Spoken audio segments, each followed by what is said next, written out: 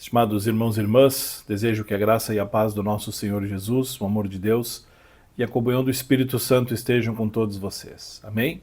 Sou o pastor Éder Weber, da comunidade São Mateus, e é uma grande alegria ter esse tempo de meditação durante o nosso grupo de oração. Que bom que você está tirando esse tempo para orar, para interceder pela sua família, por amigos, para junto conosco ter esse espírito de oração ao nosso Deus. E que bom que agora a gente pode abrir a palavra do nosso Senhor e das Sagradas Escrituras, procurar uma palavra de discernimento, de direcionamento para a nossa vida. E eu quero te convidar hoje a meditarmos sobre o tema obediência. Obediência. Como é difícil, parece ser cada vez mais difícil as pessoas obedecerem a Deus. Vocês já repararam que no passado tinha-se uma imagem de um Deus muito rigoroso, justo, um Deus vingativo, que as pessoas por medo obedeciam, que era uma imagem distorcida de Deus. E hoje tem-se uma imagem de um Deus que somente atende às nossas necessidades, que está para o nosso bem-estar, para me fazer eu sentir bem, para que eu não sofra, e de novo de uma forma distorcida. As pessoas não querem tanto obedecer a Deus como querem que esse Deus as abençoe. E Deus sim, Ele nos abençoa, mas Ele pede que a gente tenha uma relação de obediência com Ele, que a gente assuma esse compromisso com Ele, assim como Ele está disposto a assumir o compromisso junto com cada um de nós. Para a nossa meditação, amados, eu convido a lermos da primeira carta de João, capítulo 2, os versos 1 até o verso 6. Eu leio para nós. Meus filhinhos, escrevo-lhes essas coisas para que vocês não pequem, mas se pecarem, temos advogado junto ao Pai, Jesus Cristo, o justo. E Ele é a propiciação pelos nossos pecados, e não somente pelos nossos próprios, mas também pelos do mundo inteiro. E nisso sabemos que o temos conhecido se guardamos os seus mandamentos. Aquele que diz eu o conheço, mas não guarda os seus mandamentos, esse é mentiroso, e a verdade não está nele. Mas quem guarda a sua palavra, nele verdadeiramente tem sido aperfeiçoado o amor de Deus. Nisso sabemos que estamos nele. Quem diz que permanece nele, esse também deve andar assim como ele andou. Uma palavra que nos desafia a, em primeiro lugar, sermos pessoas transparentes diante de Deus.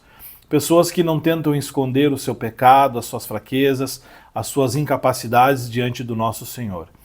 Na nossa relação, o santo é Deus, o justo é Deus. Nós somos pessoas que procuramos ser santificadas, que buscamos receber da sua justiça, mas nós estamos num processo de aprendizagem. E muito mais perigoso ou muito mais enganoso para os nossos corações do que admitirmos os nossos pecados é a gente achar que a gente não peca ou que pode esconder isso de Deus.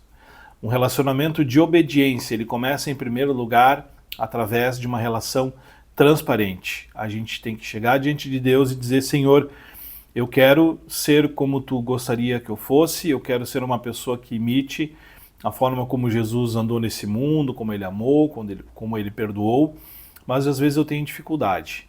Se eu não reconhecer os meus erros, dificilmente eu vou conseguir obedecer a Deus, porque parece que vai ser cada vez mais difícil, cada vez mais impossível estar de uma forma que Deus me considere importante para Ele. É isso que a desobediência vai fazer eu pensar, que nós somos incapazes perante Deus. A obediência, nós sabemos, ela não é uma resposta automática que a gente vai dar para Deus. Uma vez que a gente assume esse compromisso com Ele, nós vamos procurar desenvolver isso. E como uma plantinha que a gente começa a cultivar, a gente vai colocar ela na terra, vai certificar que tem o adubo suficiente ou que a terra é boa para que ela possa crescer. Nós vamos cuidar para que não tenha muita água, para que não falte água. Nós vamos dar todos os cuidados possíveis para que ela possa criar raízes e crescer. Assim também é a nossa relação de obediência com Deus. Nós vamos ser reconhecidas pelo mundo que somos pessoas que obedecem a Deus pelos nossos frutos, por aquilo que está em cima da terra, mas a nossa relação com Deus ela vai ser pautada também pelas raízes. Não adianta nós apenas transparecermos ser pessoas obedientes se o nosso coração está desviado, está perdido, se ele está jogado nas coisas do mundo, se ele não tem vontade de ter uma relação honesta, transparente e verdadeira com Deus. Tão importante, amados, quanto as folhas, os galhos e os frutos que uma árvore produz, são as suas raízes que vão manter ela firme e assim buscar alimento e água e todos os nutrientes para que essa árvore seja produtiva. Assim também é na nossa vida de fé. E obedecer a Deus também tem reflexos na nossa relação aqui na Terra. Nós temos que também reconhecer quem são as nossas autoridades aqui. Ninguém vai ser o nosso Deus, nós não vamos endeusar nenhuma pessoa. Mas eu preciso obedecer ao meu chefe, eu devo obedecer aos meus pais. Numa relação conjugal também a obediência precisa fazer parte, a gente não pode ser como crianças mimadas e desobedientes, tem que haver respeito mútuo. Na igreja a gente tem que entender a quais pessoas a gente precisa obedecer quando nós estamos servindo. Enfim, obedecer a Deus significa fazer com que a sua vontade aconteça na nossa vida e também seja presenciada por outras pessoas com as quais nós vamos conviver. O texto que nós lemos nos diz que a gente não deve pecar, mas se nós pecarmos, Jesus, aquele que nos chama a obediência, ele é o primeiro a nos defender. Jesus é como aquele irmão mais velho que nos livra das enrascadas que nós mesmos nos metemos. E a gente lembra disso, né? Quem teve um irmão mais velho ou um amigo que defendia de situações difíceis, quando a gente metia os pés pelas mãos e fazia alguma coisa errada, tinha alguém que a gente podia confiar, olhar para aquela pessoa que nos conhecia e que nos ajudaria. E esse é o nosso Senhor Jesus, ele é o justo, ele é o nosso advogado, aquele que vai nos defender diante do Pai, não apenas com palavras, mas acima de tudo com um gesto que ele realizou lá na cruz há mais de 2000 anos atrás. A sua morte, morrer na cruz pelos pecados que não eram seus, sofrer um sofrimento que não lhe era devido, foi o maior gesto de obediência da história de toda a humanidade em todo e qualquer tempo. Então esse Jesus que nos diz que nós podemos ser obedientes, tendo falhas, foi aquele que nos demonstrou que ele foi o maior, trouxe o maior e foi o maior exemplo de obediência na história, em favor de nós mais enfraquecidos. E ele nos convida para que nós possamos demonstrar a nossa obediência no culto, nos grupos, no trabalho, na escola, na família, em todos os ambientes que a gente circule e frequente. Nós somos chamados a mostrar que nós somos cristãos, nós somos cheios do Espírito Santo, mas nós não estamos aqui por nossa conta, nem pelo nosso risco, por nossa conta e risco, como a gente diz. Mas nós estamos aqui porque nós temos um Deus que nos chama a uma caminhada de fé que, do nosso lado, ele pede a nossa obediência. Não para que nós sejamos servos ou escravos que não vão saber o que vai estar acontecendo, mas para que nós tenhamos uma relação pura e sincera com ele. Uma relação que também saiba pedir perdão e saiba ser corrigido pelos caminhos que o nosso Senhor nos apresentar.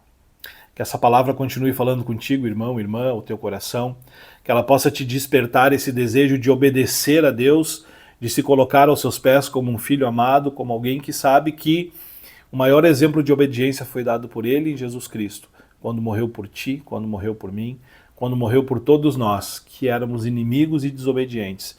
E hoje nós podemos ser chamados de amigos, filhos, irmãos. Sejamos obedientes ao nosso Pai, que nos chama para uma vida correta junto dele. Amém? Eu oro com vocês. Senhor Deus, nós te agradecemos porque a tua palavra nos convida a experimentarmos uma vida de obediência junto contigo. No mundo nós vemos situações e pessoas rebeldes, às vezes nós tendemos a também ser rebeldes na nossa relação contigo, mas quando nós te obedecemos, Senhor, ficam claro as tuas intenções, o teu desejo para a nossa vida, que é um desejo de cuidado, de amor, de direção, para que a gente não se perca nessas jornadas que às vezes podem ser difíceis, às vezes podem ser bastante complicadas. Ajuda-nos, Pai, a ter um espírito que te obedeça e que siga o teu chamado para te servir e amar e dar esse testemunho tão lindo para o mundo que carece do teu amor e da tua direção. Assim oramos em nome do teu Filho Jesus. Amém. Que a paz de Cristo, que excede todo entendimento, esteja contigo, com tua família, com todas as pessoas que tu ama. Amém.